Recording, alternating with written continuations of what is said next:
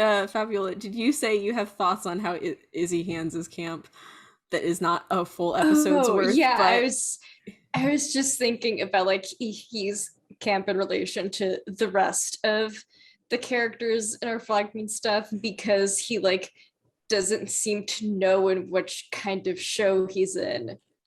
He thinks he's in a mm, serious pirate show, but also he's like one of the most unserious characters in that show as well. yeah. Yeah, that makes sense. I love, like, I think that there's like a tweet that's gone around like a fucking million times about how like Izzy Hands is like the only human in like a Muppet show. And that's absolutely true, kind of.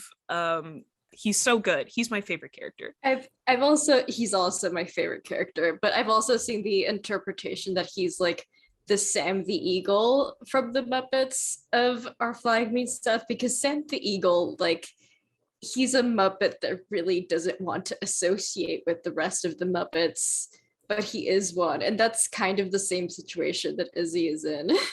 Yeah. Mm. He needs to realize he's just as bad as the rest of them, but bad and not in the pirate way, bad in the emotional gay messes way. I also love that he's a little freak. I think that Our Flag Means Death is like revolutionary and really great, and I really enjoyed it, and I really enjoyed seeing like real gay people on screen like kissing and stuff, but also like I like problematic people, and I like problematic relationships, and I think that The toe scene was revolutionary. say that that shit was crazy. That shit is crazy. Blackbeard cut off Izzy's toe and fed it to him, and that motherfucker ate it.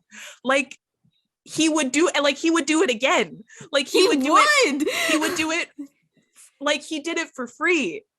He would do it unprompted. That Izzy Hands is a crazy man. And Izzy Hands is down bad. He is down horrendous. This is why I wanted to get the two of you in a Zoom room together. Besides, obviously, the amazing things, amazing thoughts you have on Supernatural. You two are two of the like 5 people that I know who have the correct Izzy Hands takes. Everyone else doesn't get it, and I think they're literally watching a different show. I think they're seeing what they want to see. We could just start talking about episodes now, or what do we? Or do you want to do like introduction? Yes. Oh gosh. Okay. What do I usually say? Hello and welcome to It's Giving Camp. I'm Saffron. And I'm Fabiola. And today we have our first guest. I guess I shouldn't wave. This is an audio format. I'm Catherine.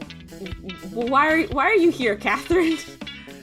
Why am I here? Mm-hmm. Well, when I was in freshman year of high school, one of my friends invited me over to her house to show me this show called Supernatural, and I watched it and I fucking loved it, and I caught up so fast that I watched an entire season of Supernatural live my sophomore year of high school. I watched season 11 as it was airing on TV. And then I sort of stopped because it is bad. It is a bad show and it truly does get worse. And then November 5th, 2020 happened. And I was sucked right back into Supernatural brain rot, and I really haven't actually left in like almost 2 years. I'm still into it, and I hate this for me.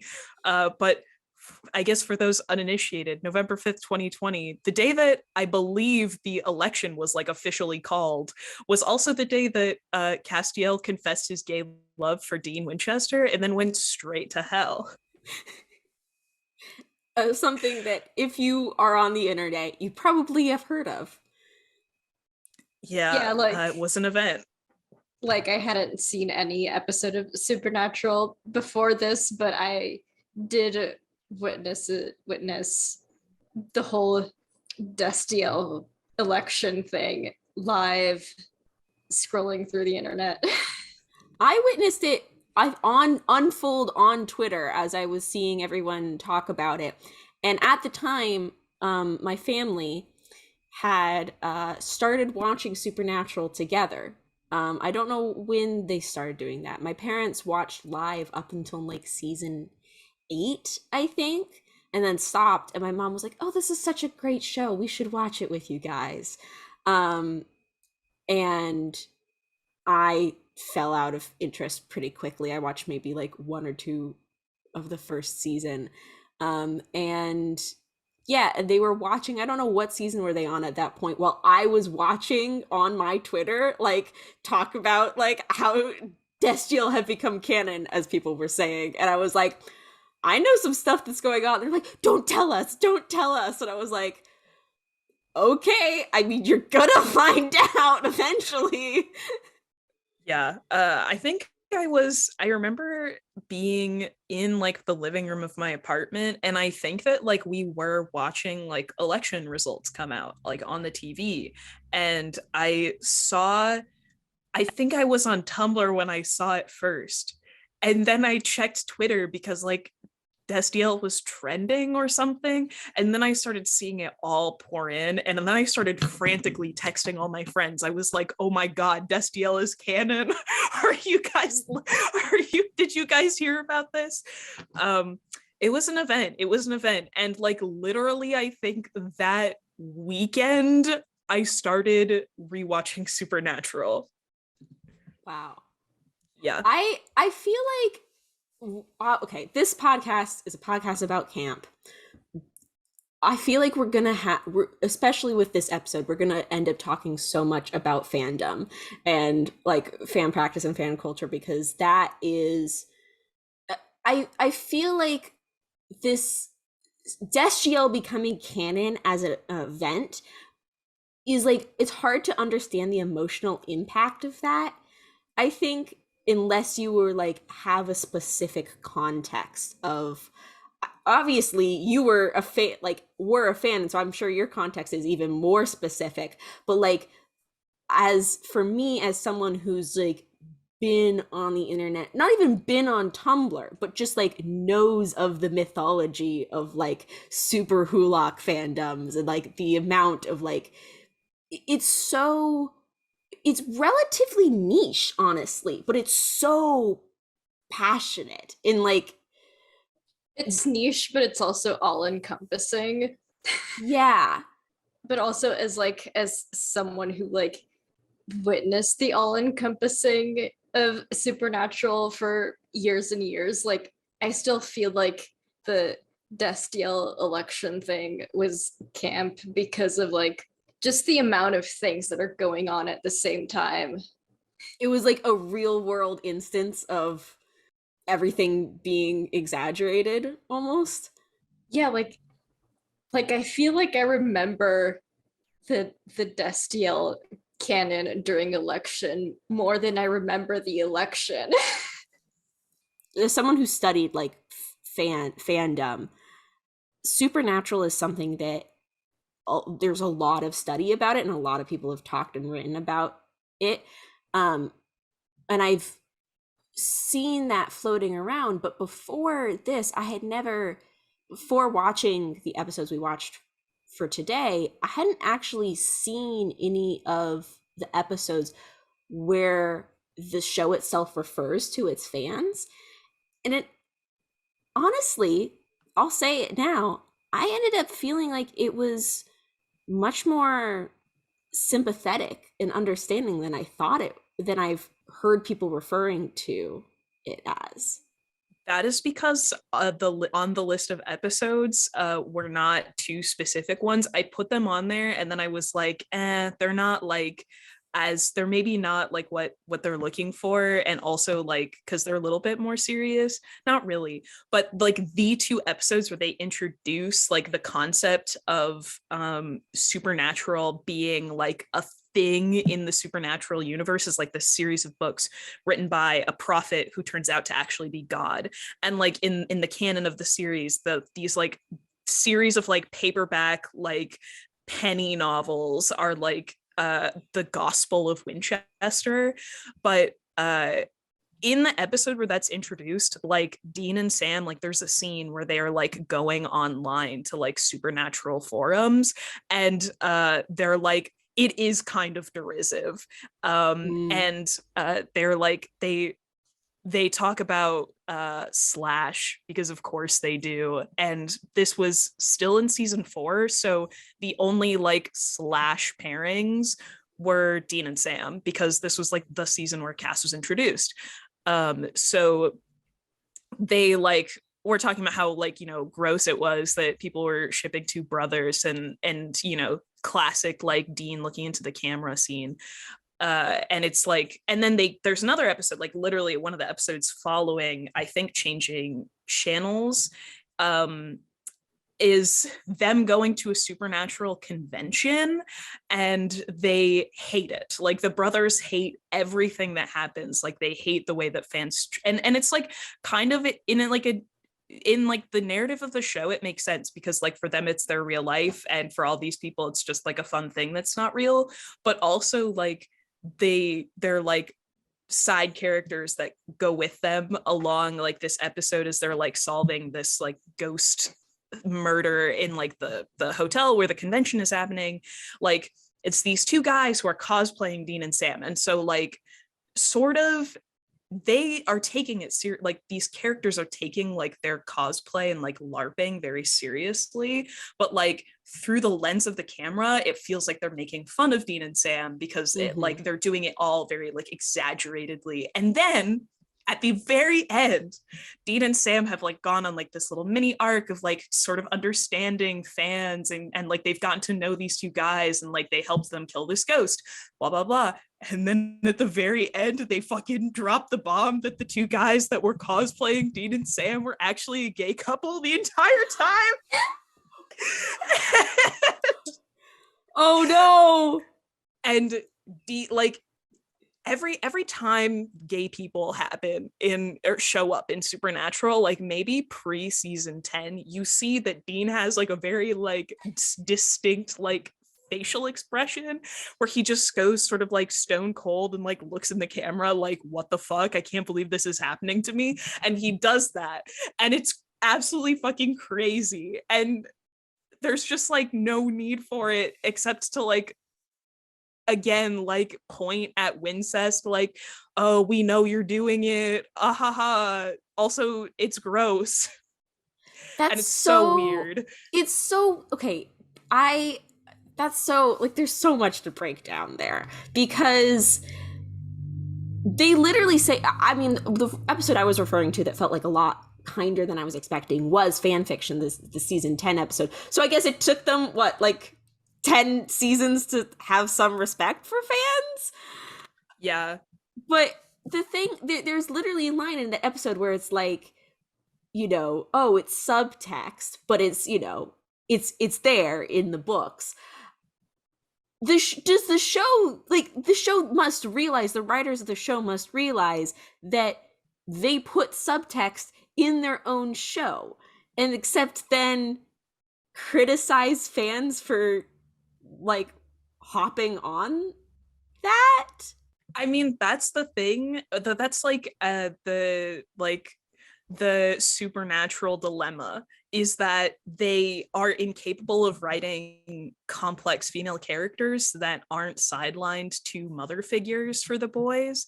So like the only characters that get meaningful screen time are Dean and Sam, and the whole show revolves around them as and their relationship. And so like simply because they are the two main characters and the only characters that get any sort of meaningful like screen time and development and characterization in the first couple of seasons means that they are going to be shipped together, because they're also like super hot actors and they have really great chemistry. And so the show is like, ooh, gross, why do you guys do this? And then also kills off every single like female character that they put in the show, like every single one. Is there a place that an episode that really stuck out to you, or a place you want to start would you want to talk about, Fabiola? From like my like non-fandom camp perspective, what I really took notice from like all of the episodes is how deeply performative this show is in every way. And I was also thinking about like how much do the main characters know that they're in a TV show? Like the main characters, like the characters or the actors? The characters. Because obviously the actors know that they're in a TV show. Yeah. But like the characters. I mean, they keep getting teleported to these like alternate dimensions, and they know that their stories are being written about, but then there's always something bigger going on, right? It's always the end of the world that they need to solve, and so the characters are above performing, right? Isn't that, I mean, yeah, and I'm also thinking about like how like from 2 episodes back to back, like with the changing the channel episode, the trickster is like, yeah, but this isn't a TV show, this is real life. But then in the next episode we watch, they're like, no, Supernatural is a TV show. It's one of the like through lines through the show, and this is like a perspective that I think a lot of people in the Supernatural fandom, or at least like what I've seen and heard from people who watch Supernatural, is that like and who are genuinely fans is that like Supernatural is like 2 shows. There's the show that is like the straight male like power fantasy, that's like the monster of the week, a lot of gore, and then Dean sleeps with a lot of women, and it's like these like macho guys going on a bro road trip, and like that's and it's kind of alluding back to like the Kripke era, which is seasons 1 through 5.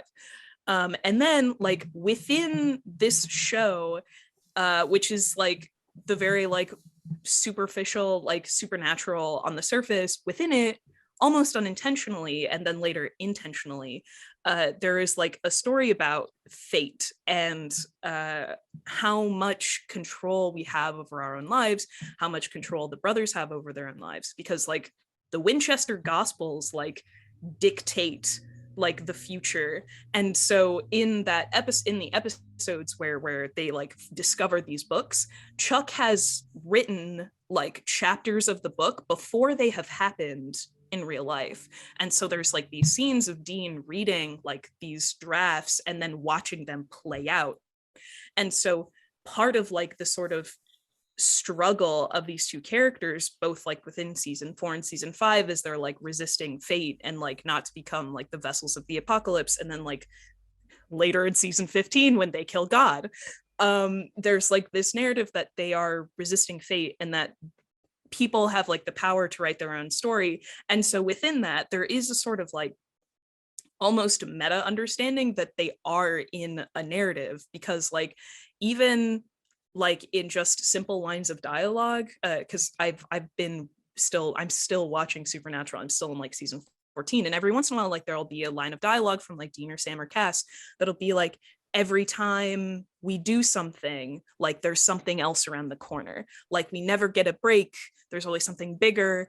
And it's always like, and they're always like the moment that I just watched was like Cass makes a deal to go to Super Hell if he ever feels happy, but he doesn't tell Dean and Sam about it. And then like his next scene with Dean goes, when we got Jack back, like when do we ever get a no strings attached deal like that? And then looks at Cass.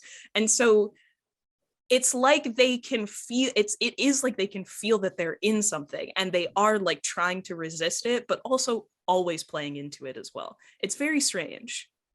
Yeah, because I was struck by the fact that these episodes that we watched, like the mystery spot, changing channels, the French mistake, It's a Terrible Life, all of those episodes, it was like different angels kept putting them in these situations, and each time it was to teach a lesson in some lesson or something. It was ends up, maybe the French mistake isn't exactly the one where they go to the version where they are a TV show, but they're still being used. It's always for some purpose. And it felt to me like then the boys would be like, well, well, we're not gonna do what you say, or you can't control us. But at least, and it might just be because we watched a select number of episodes and I don't get to see them continuing to resist that, I guess. But they also just keep playing along. They do end up becoming the vessel for Lucifer and Michael. They do end up solving the cause. They cause the apocalypse, but then that's someone's plan, and then they solve the apocalypse because that's someone's plan. And do they ever break out of it? And I guess my question for the kind of purpose of camp is like, does the show, how self-aware are these writers, I guess? I don't think that in the Kripke era, which was seasons 1 through 5, when Eric Kripke was like the head writer, I do not think that he was self-aware. That is like my 100% like genuine opinion. I think that everything he did, or like everything that people point to, and people as in like people in fandom who like really are into like the show for Destiel and like you know, the narratives of like freedom and fate and blah blah blah, the stuff that the show doesn't actively focus on in seasons 1 through 5, I think that all of it is kind of unintentional, because like in seasons 1 through 5, Dean Winchester is like genuinely being portrayed as like this hyper masculine, like actual paragon of like white masculinity. It's not like it's not an exact, like it is an exaggeration, but like in the sense that it is trying to like genuinely be a sort of like masculine icon, instead of like the sort of subversion in its exaggeration, which is how Dean tends to be interpreted by fans. And so like I don't think Eric Kripke was self-aware, because I think that like everything that like he wrote like genuinely is like trash, or like everything that he was trying to do with like Supernatural and like the first 5 seasons, like the things that people really get out of it, like the subtext, like that's not intentional. And you can tell, because later when it becomes intentional, like you can notice the difference.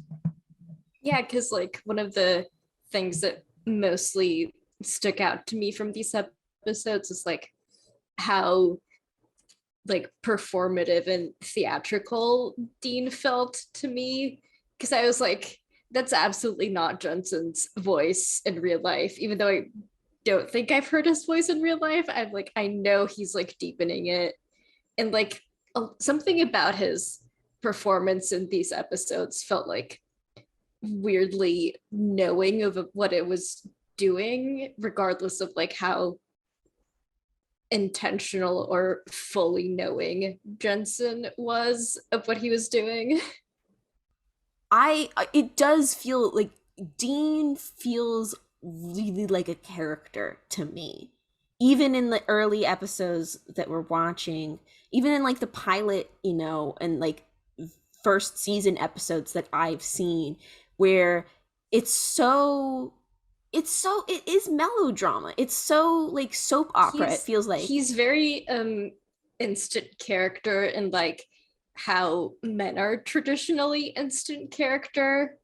Like you immediately know what his whole deal is. He's got the car, he's got the deep voice, he's got the flannel, he's got the gun. But at the same time, there are layers to him. It feels like there does seem to be like a softness to him, and like an interest in nerdy things, and I don't know, it feels like a mystery to me. I'm like, what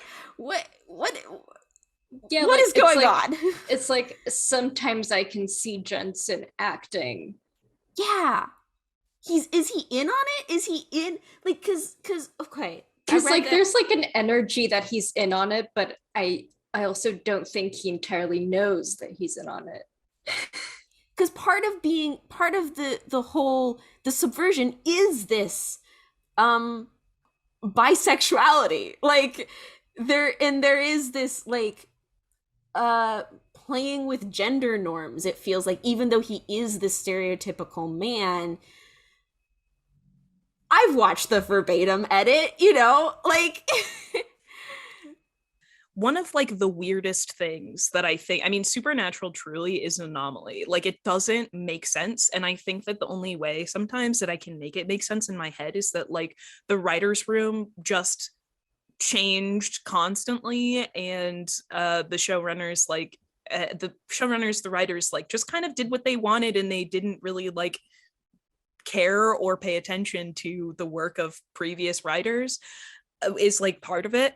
The other thing that like one of the mysteries of, well, not a mystery, but like one of just like the crazy things about Supernatural that makes me wonder a lot about Jensen Ackles and like how he relates to Dean Winchester, because it's very clear that he does deeply relate to Dean Winchester. But like one of like the running jokes in the Kripke era is that Dean and Sam, but especially Dean, are gay because and the way that they like, there's constantly they're making jokes about how like people think that Dean and Sam are gay, and constantly like side characters in the show like make reference or like assume that Dean and Sam are gay. And so in a way like they, and it happens like pretty early on. There's like a line in I think season 2 where Sam says, where Dean is like, why do people always think we're gay? And Sam says, well, you are pretty butch. People probably think you're overcompensating. And Dean just sort of goes like smirks and says, right. And the joke, like you can tell what the joke is that the writers are trying to tell you, which is, isn't it insane that people would think these masculine characters are gay? Isn't it crazy and hilarious that people could assume that? Because clearly they're not. Except the fact that so many people in this universe assume that, like that's the reason these jokes are in there is like a meta joke to the audience. Isn't it crazy that these guys, like people think these guys are gay? Except the fact that people think these guys are gay implies that like they have mannerisms and like their behavior is abnormal in the sense that it doesn't conform to like sort of like cis hetero patriarchal like standards that are expected of men. And it's just wild. It's just wild. Something about Jensen's performance from the very beginning has felt queer coded to fans and to like enough, the writers are enough aware of it enough to put it into the show. So at what point does he become aware? At what point does it become an intentional performance? See, this is, I truly would love to get into Jensen Ackles' head just to like, even, I just need like half an hour with him. Really, I do. I just need like me, him, locked room, like no cameras, no recording, just me and him talking face to face. Like that's all I need, because it truly like does baffle me, because on the one hand, you like, I mean, I do not want to speculate about like Jensen Ackles' like sexuality or anything. And so he is a straight man, a straight white man who in this show that where he's playing this character is constantly like his character that he plays. So he looks like his character. He's the actor. In this show, he's constantly the butt of all these gay jokes and all these jokes about how gay he looks and how he behaves. And it's just like I have to wonder, like, because I mean they do stop eventually, but I think that's more of a result of like society and like mainstream culture changing as opposed to like Jensen saying anything. But like at a certain point you have to wonder, like, how comfortable was he with that? I personally I really like how nebulous all of this is, because I feel like if you took that nebulousness away, like his performance and his character wouldn't be camp. Oh boy. What? It's him. Who? It's him. It's Dr. Sexy. Doctor? Doctor. I don't know how much you want to discuss it, Catherine, but I wanted to at least mention that one article you shared with me that you read, that was the Jensen Ackles is a homophobic douchebag, in the study of like fans' responses and critiques to Ackles as an actor, and kind of studying whether that like criticism of him being quote unquote homophobic due to his, really it seems to spawn first from his lack of support of certain Slash, like how much of that kind of politicizing comes from, like, my understanding of the argument was being made was that kind of politicizing comes from a displaced frustration at just the overall queer baiting in the show itself. Yeah, I think that it's a really interesting like fan dilemma, especially in the Supernatural fandom, where like this type of queer baiting has been the main draw of the show for a very long time. And also like the actors are super engaged, and like there are a lot of Supernatural conventions, and like back in its heyday, like in like 2012 to like sort of 2016, there were a lot of Supernatural conventions. Like the actors were like super invested and like interactive with their fans. And so God, I remember like there's even like this story about how Jensen was asked a question by a fan at a convention about I can't remember if it was Destiel specifically, but it was about it was specifically about Dean possibly being bisexual. And Jensen not only didn't answer the question, but like sort of shut it down like sort of immediately and said that he didn't want to talk about it, but like in a way that a lot of people interpreted as homophobic. And I want to say it was the person who asked the question, or it was someone there who saw it happen, wrote a bad novel, and then like based on that happening, like wrote a novel about like a bisexual person, like woman asking a question at a fan convention that was shut down, and then she got like insane publicity for it, and like how she grappled with that. So and then she went on to write for Riverdale.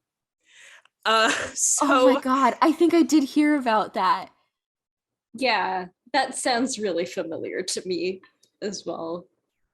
Yeah, so it's a fun little anecdote, but the point is that like there is like at these fan conventions, which were really popular and attended by like all the actors, like the actors had a very close relationship with the fandom. And there was sort of an understanding that none of them wanted, or specifically Jensen and Jared, though Jared to a much less extent, because Dean is like the crux of like all these ships and like pairings. But like Jensen does not want to talk about Dean being bisexual, and he doesn't want to talk about Slash. And on the flip side, Misha did. And Misha Collins, who played Castiel, like very much supported it. And I've so seen there's his like Twitter. Yeah. He's fucking crazy. He's posted screenshots of fic that he reads.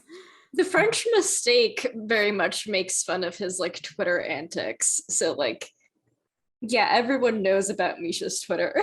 Which, okay, I do want to get to that, because I want to talk about what it must be like for Misha Collins to play a parodied version of himself. And get himself killed off. Yeah, okay.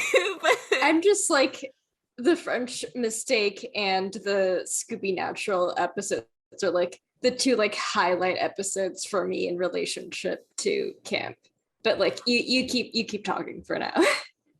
I'm curious like about how like in recent years, like the nature of like parasocial relationships with like creators online has like become more of like a talked about phenomenon.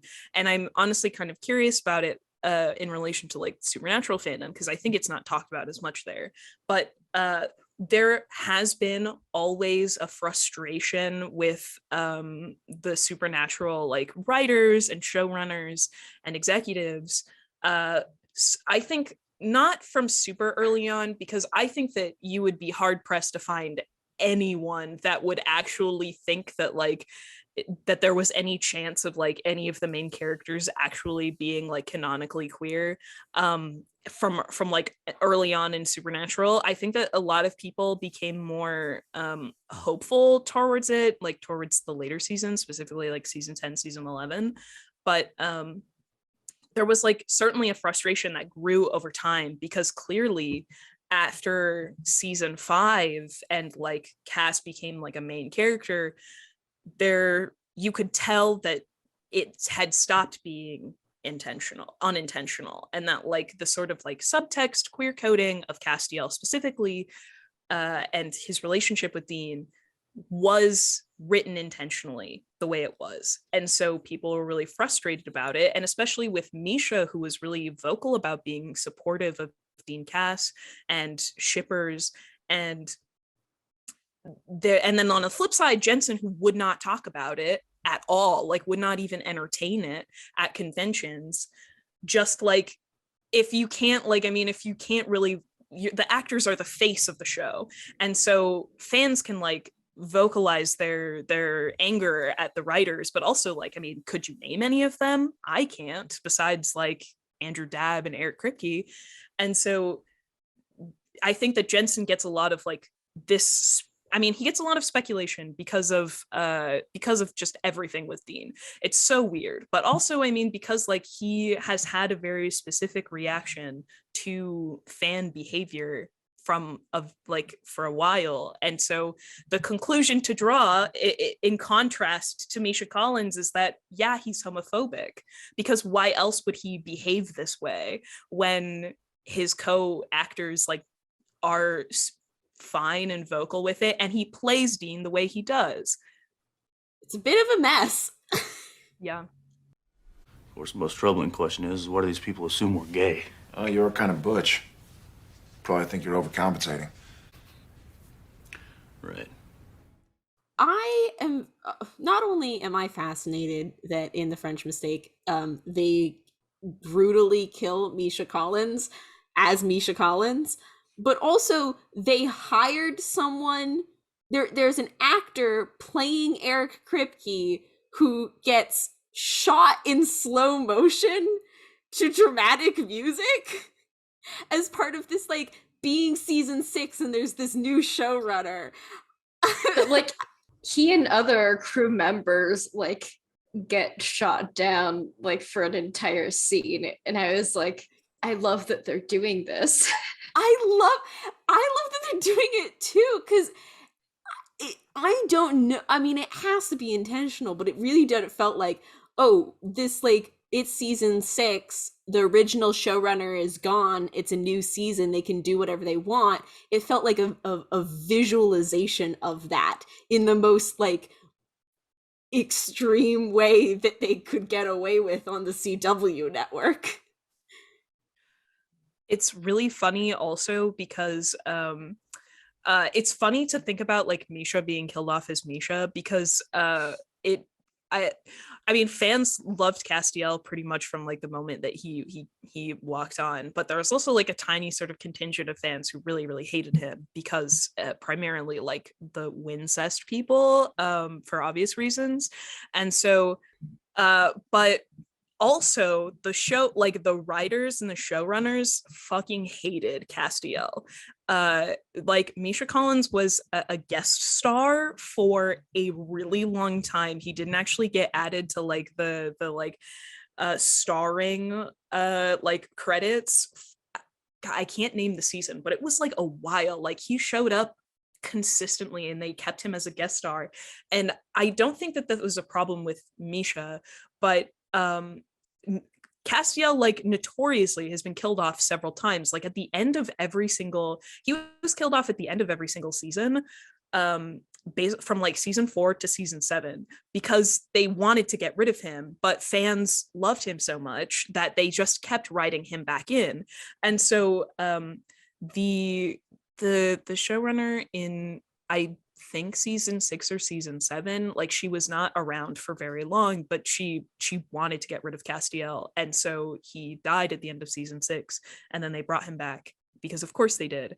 And so it's kind of like funny to have that like reflected in the episode where they fucking kill off Misha Collins, because like they were trying to get him out. They really, really were. I think that's like really interesting in relationship to like one of the lines that I wrote down, because I do think it speaks to like all of the episodes that we watched, which is where the drama teacher goes, "Where's the truth in Supernatural?" And I'm like, that is relevant to all these episodes, because like with the French mistake, it's like very literally, what is the truth in Supernatural? But also I think it's like really, like now that I'm learning about this, I think it's really interesting how like the writers tried to get rid of this actor by pretend killing a pretend person. It's so funny to me that nothing is able to stick. And it really feels like the writers are their own worst enemies. If we're talking about like people dying and being brought back and dying and being brought back, I thought it was really funny that not that was funny. It was ironic, I guess, that the episode that is like the Groundhog Day scenario of dying, being brought back, dying and being brought back is season 3.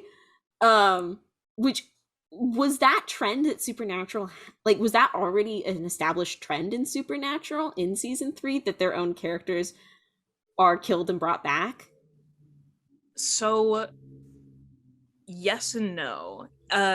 Dean and Sam, I haven't actually seen all of season 2 and 3, but at the end of season 1, because I believe it's because they weren't sure if they were going to get renewed, Dean, Sam, and John, their dad, are in the car, and then they get fucking T-boned by a semi-truck, and that's how the season ends. Season 1? Season 1. So in season 2, we open with all Dean and Sam are in the hospital. Dean has died. John Winchester sells his soul and goes to hell, like dies to bring his son back. So Dean comes back to life, but like in that episode, you see like a ghost Dean walking around. It's our first introduction to, well, not our first, but like there's a character, a Reaper character named Tess, who comes back later on, and she's introduced in that episode, and it's like Dean like dying, like trying to deal with his death, blah blah blah, but then like it turns out his dad sacrifices himself so that Dean can keep living, and that's like that's the first time it happens, opening of season 2. Then later on in season 2, Sam dies, and Dean sells his soul so that Sam can come back. And that is the premise of season 3, because Dean is going to hell in a year, and that's it. Now, here's another fun little anecdote about the production of Supernatural, was that season 3 actually was supposed to end with Sam going to hell and fighting through hell to rescue Dean and bring him back. But because of the writer's strike of 2008, they had to cut the season short. And so they just ended with Dean in hell. And so that is why in season 4, they introduced the angels to bring Dean back. It was supposed to have like 5 more episodes to season 3, because it ends like at 17 or something. This is a fun little anecdote, but so we can thank the writers' strike for DSGL. Yes, absolutely. Labor rights brought you gay ships. That should be the writers, the screenwriter union's slogan. We bring you gay ships. But so the idea was there early on, but it wasn't something that the show got criticized a lot for, because both times that those events happened, they meant something. Because when John Winchester died for Dean, like it evokes this new like character arc of melodrama for Dean, because like his dad fucking hated his guts and was awful. and then he just died for his son. Like, Dean can't wrap his head around it. And also that means that John Winchester is gone. Like, John Winchester apparently did come back in season 2, but like very briefly. You don't really see him again for a really long time. And when Dean like makes this deal to like be killed for Sam, like when Sam dies, like it means something, because the entire plot of the next season is about how Dean is going to hell, and like it's very melodramatic. The sort of like people, like the idea that like death doesn't mean anything in Supernatural only really happened later on, and I would argue that it starts with Cass, because Cass is the one who keeps getting killed off for no fucking reason and then being brought back, because that's the writer's attempts to get him off the show, and then bringing him back because the fans want him there. And the like Groundhog Day episode was like really fun in the sense that like all of Dean's deaths were like really comical to me. Yeah. Like that episode and like everything else we've learned has had me like, oh, so like even death is like a performance for this show. Ooh. That's a good quote. Like I laughed when Dean was run over by the car. I think I had the most fun with the Changing Channels episode. Big surprise, television nerd me likes them playing with the different television genres, but look, I know it's a bit, silly, but I do think Sam in a genital herpes ad with Dean just like playing basketball in the background is really funny. Yeah, I fucking love that episode. It's so funny. I like, that's the thing, is that Supernatural is like really good at comedy sometimes. I also like loved the conceit of like how to survive they need to keep performing. Yeah. I know we're talking about like performance is a lot of the way we're talking about camp in Supernatural. I did think like Changing Channels was the episode to me that made me realize how like visually there's like no camp in Supernatural. Like the aesthetics of the fact that like the sitcom aesthetics with the bright colors and the motel pattern, it felt so funny and out of place to then have the Winchester boys still in their like classic like leather coat and flannels and jeans. But my favorite bit of that whole episode was when it goes 2 days earlier and the flashback, and it's the same hotel room of the actual hotel room they're staying in, and the sepia filter gets put on. And I'm like, oh, wow. The color is really just sucked out of the show the whole time. And you don't realize it until you get that change. But the aesthetics of the show kind of bland. Yeah. Yeah, and like what was really interesting to me about like the Scoobynatural episode is that it really felt like the show was just going like, yeah, Supernatural is literally just Scooby-Doo with like a down-to-earth aesthetic on it. Like, I feel like when you watch Supernatural, especially like in a long like sequence, it's hard to tell that like, or you get used to how it looks. And so one of my favorite moments in It's a Terrible Life, which is one of my favorite episodes, is like when Dean puts it together and like Zachariah like restores Dean's memories, like his real memories, and the camera like pans around and like all the color is just gone. Like you go from like a very like saturated sort of environment, and then it flips around and it's like the Supernatural filter is back, we're in the real world again, and it's just like completely dark and like desaturated. It's such a good moment. What's really interesting about like the aesthetics of Supernatural is like from these examples, like it very much reinforces the fact that like what we view as realism isn't real. Yeah. Yeah. It really, I don't know. It's making me think that, like, kind of in the conversation about there's been recent talk about like Marvel CGI and how everything in, like, honestly all of Disney's like CGI, and how things can just, like, you can use CGI to make really like interesting weird designs that obviously it's Like never gonna. it's not just the CGI, but like um the color grading as well. Yeah, I just think like to me the monster designs in Supernatural never feel like interesting to me.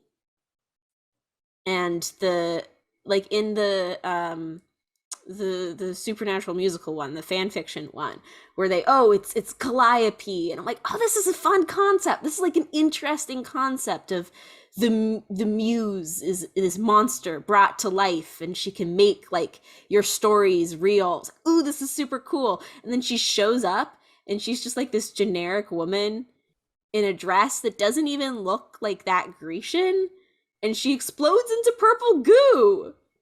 Okay. It's not colorful either. Like, the purple is like a muted purple. Yeah.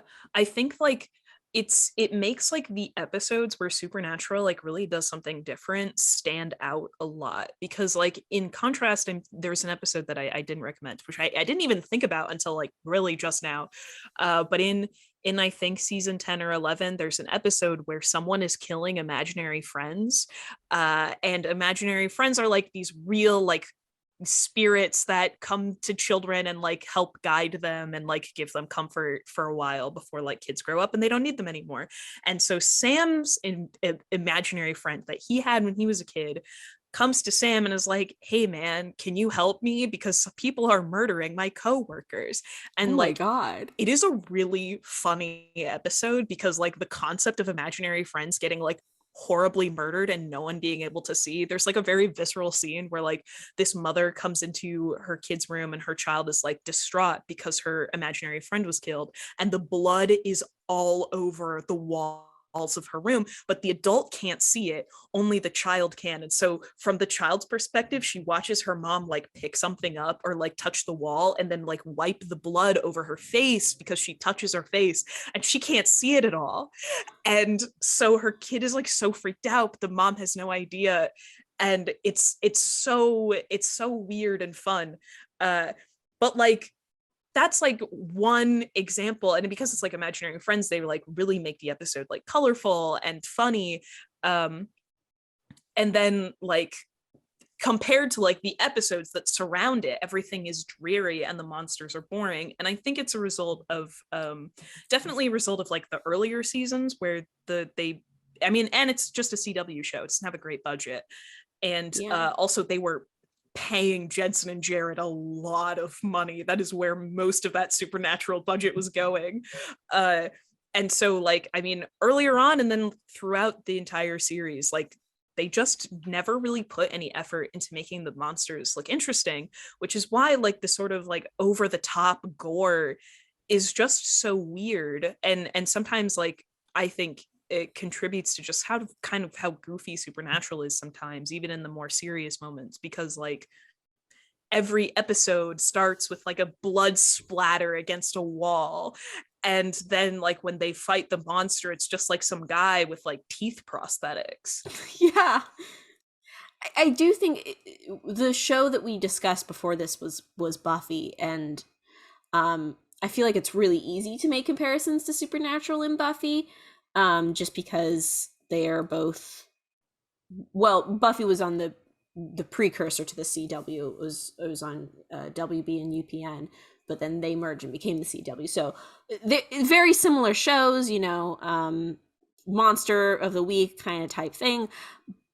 But to me, the difference that I see between Buffy and Supernatural is that in Buffy, when there's these like kind of more gimmicky episodes, you have the musical episode, the you see the alternate history episode.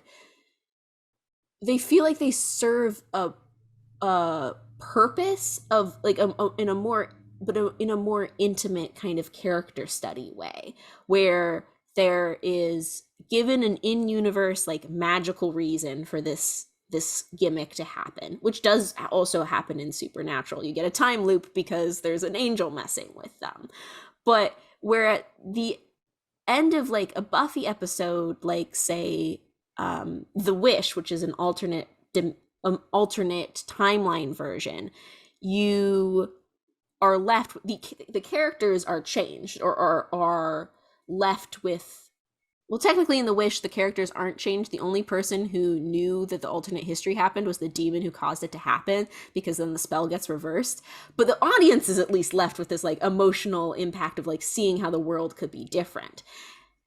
And it feels a lot like it's being shown. Where in Supernatural, to me, it felt almost a lot more like you were being told what the lesson is. Oh, you get to see the alternate history of what would have happened if the brothers weren't hunters, and then the angel shows up and the angel goes, this is the lesson you are supposed to be learning from this. You need to take this away and carry this with you for the future, which I think is bad writing, but is maybe more camp.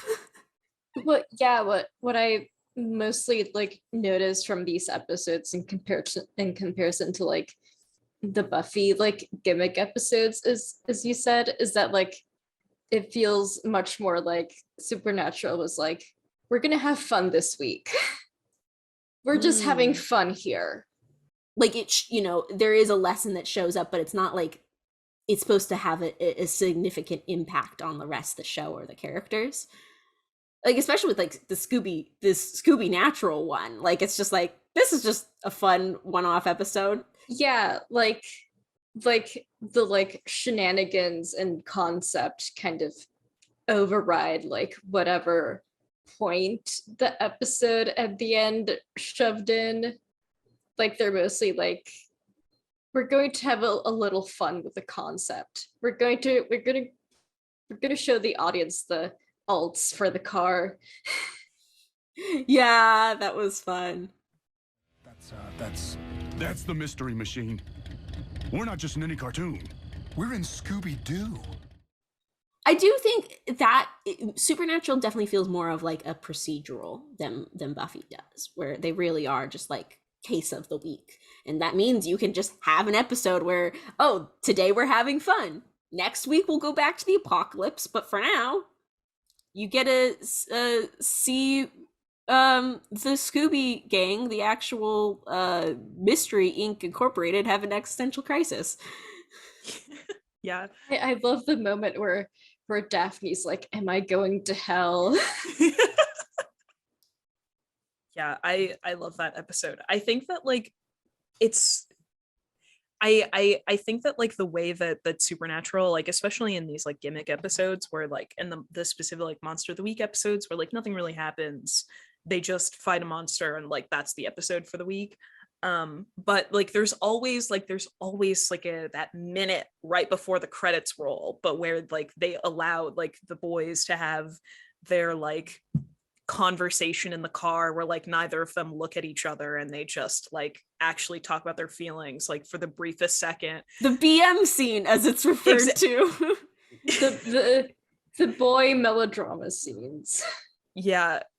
And it's like I love that they always happen, and I love that like that is the only way that like Supernatural ever allows like Dean and Sam to like ever be vulnerable at all, because like in episodes where serious shit happens, like especially in seasons 4 and 5, they just fight. Like Dean and Sam have exactly two modes of relating to each other, which is boy melodrama where they're like vulnerable for the tiniest of seconds at the end of an episode, or like they just fight about shit that they don't talk about ever, and then they have another boy melodrama scene at the end where they like kind of apologize but don't really. And it's like it's just like so part of like Supernatural's like just relationship with masculinity and like the performance of masculinity is that like Dean and Sam are the main characters and the actors have really good chemistry with each other, and they kind of have like some strong characterization, but at the same time also they never grow because they're already supposed to be these paragons of masculinity. And where do you go from there? Like you can't really. And so they never have like real arcs because them becoming like they're already like their closed offness and violence is like a sort of sign of like this white male power fantasy. So like they have to be can't... symbols, not characters. Exactly. And like I feel like this, like the superficiality and like they're not being able to have arcs is like again really characteristic of like instant character camp, which is like you already get all the information you need about this character by just like their very mode of presentation and their very appearance, and like that's very much what Dean and Sam are like throughout all the episodes that we watched. Like their appearance and like their modes of like interacting is who they are. What are they doing? Oh, they're rehearsing the BM scene. The bowel movement scene? No, there's the boy melodrama scene. You know, the scene where the boys get together and they're driving or leaning against baby, drinking a beer, sharing their feelings. The two of them, alone, but together. Bonded, united. The power of their Why are they presence. standing so close together? Reasons. One thing I appreciated about the girls in the fangirls who are doing the Supernatural musical is that they're not all white, and that we actually get to see like kind of a range of fans. Yeah. Also the songs in that episode slap. I was gonna say the music was good. The music was really good. Yeah, and I also like felt that like the interactions between the boys and like the teen girls were also really cute. Like I found the episode endearing. Yeah, it was like at the end, like it was like, hey, you have your interpretation, I have mine, but like I still respect you and like keep doing what you're doing. It was so, I was like, wow, this is sweet. Yeah. In that episode, Sam's first reaction to knowing about Destiel is going, what about Sastiel? I don't understand. Me neither. I mean, shouldn't it be Destiel? Really? That's your issue with this? No, of course it's not my issue. You know, how about Sastiel? Samstiel? Okay, all right. You know what? You're gonna do that thing where you just shut the hell up forever. I have one last thing to note about It's a Terrible Life. I really fucking love that episode. It's so good. But also, fun little detail that you might not know about it is that Dean's outfit in that is like a Ken doll outfit. Oh wow. Yeah. There's like the song, I love the song when it plays in that opening. It's so good, but also it's so funny to me that the F slur plays in that song. Oh yeah. It's crazy. Like, As I he's know walking that's... around in his Ken doll outfit. Yeah, and it's like, yeah, it's like a British song. That's not what it means, but also like, it's a little ironic that has to play over like Dean Winchester walking into his office with this little like shaked smoothie. That to me, I was like, this, it feels like that the Dean in It's a Terrible Life is definitely performing masculinity, but also not performing the kind of masculinity that Dean normally performs, the middle America, like, down to earth kind of the earth Dean. But both I mean, both amuse me. I was having a great time with he's talking about like, oh, I got rid of all the carbs. Yeah, it's just one of like my favorite like little weird unintentional like moments of like queer coding of Dean Winchester, because like the implication is that's how their lives could have ended up, and the idea that like like Dean Winchester is not predisposed to becoming like a crazy violent like hypersexual guy, and instead like could just be really good at accounting and drive a Prius is like just I love it. It's so funny. And I don't know, I think that it's also, I think it's really interesting that in that episode, Dean Winchester is like the one who pushes back against like this being their lives, this being their fate, because I think one of the central conflicts between the brothers that really does last until the very end of the show is that Dean thinks that like things are the way they are, and does like really is not a character that strives to change things ever, and versus Sam who does, like, who thinks that monsters are capable of being good, who wants to like change things for the better. And Dean is just like, no, this is our life, this is how they are, this is how it always will be, like, you know, this is it. And Sam wants something more, and Dean never does, and at the end of the show he dies that way, like never having anything more. And it's just like even in a sort of universe where they're hypothetically like, where they're in like totally different situations, like almost entirely different people, or at least in Dean's case he's like an entirely different person, except for the fact that I guess at the core of Dean's character all he's about is like stasis.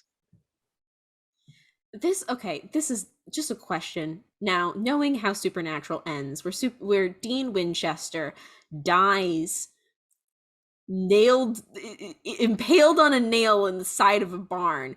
Is that how the showrunners think the ideal man should go out? I don't know, because I guess it's about like, he died in battle, he died doing what he thought was right. But it's so, to me, it just seems so strange that they had to make that be a fight after they already defeated God. That all of their issues are solved, but there's always just one more case on the road. There's always one more mission to, and you can just die in any mission, just any random small moment, and it still is worth it. To me, that just reads as like he died via penetration. Say that.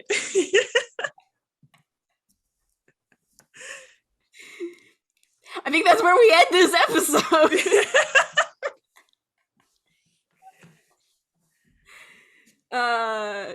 Yeah. Incredible. Yeah. I will say, do I need to make a shout out or something? Where can people? Yeah, our guest. What any last words you'd like to say? Yeah, sure. You can find me on Twitter at Magic Catherine, or MAGI Catherine, whatever. I'm sure that they'll put it in the podcast credits or whatever. We will. Yeah. And I'll stream the Cromwell Chronicles. Fucking stream the Cromwell Chronicles, because I'm on that, and so is Saffron, and it's really good.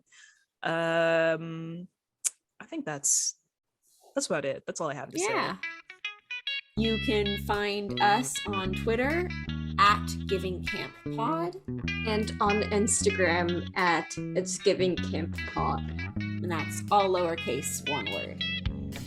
Our theme music that you are listening to right now is by Harrison Lurie. I'm Saffron Heftegau, and I'm online at GalopHefta. And I'm Fabiola Liano, and you can find me on Twitter at Fabiola_Liano. Shout out to our patron, Nicole Veneto. Thank you so much for listening, And if you enjoy our podcast, please recommend it to your friends. Give us a rating online. Thank you so much for being our guest. Thank you for having me on and letting me talk about this insane show that I should stop watching. This was really fun. I'm glad that Catherine, Supernatural Hour with Catherine is an experience that more people could share now. Yeah.